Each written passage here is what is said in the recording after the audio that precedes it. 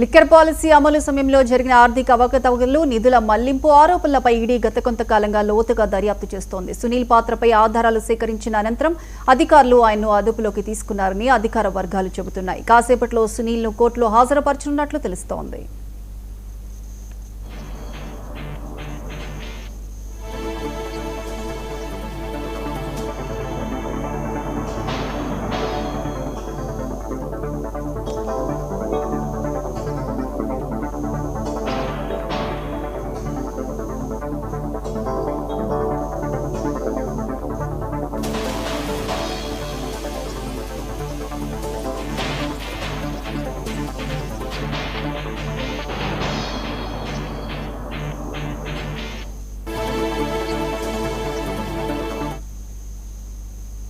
ఈ కేసు ఇప్పటికే రాష్ట్ర రాజకీయాల్లో తీవ్ర చర్చకు దారితీసింది. పలువురు రాజకీయ నేతలు, వ్యాపారవేత్తలు విచారణ పరిధిలోకి రావడంతో కేసు మరింత విస్తృతమవుతోంది.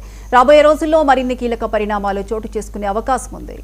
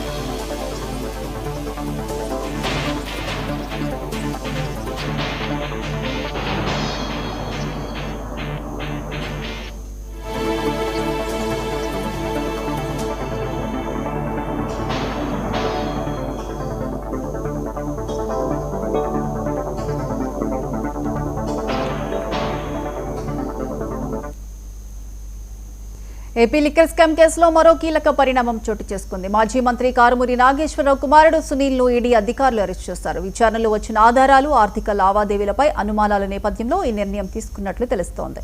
ఇక ఇదే అంశానికి సంబంధించి పూర్తి అప్డేట్స్ మా ప్రతినిధి రాంబాబు ఫోన్ లైన్లో అందిస్తారు. రాంబాబు,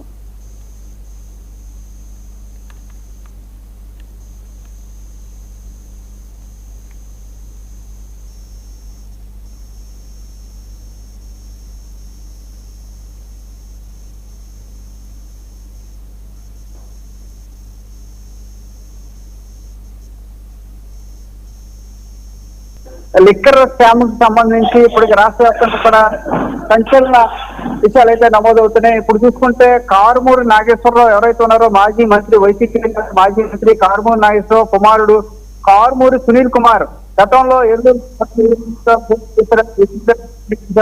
కారుమూరి సునీల్ కుమార్ లిక్కర్ అధికారులు అరెస్ట్ తెలుస్తుంది. ఎందుకంటే వైసీపీ ప్రముఖుల్ని కూడా కేసులో లిక్కర్ పూర్తి ఆధారాలు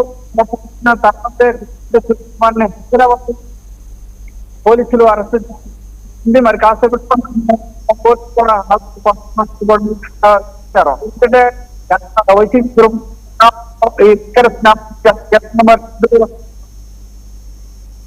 రైట్ రాంబాబు, థ్యాంక్ యూ.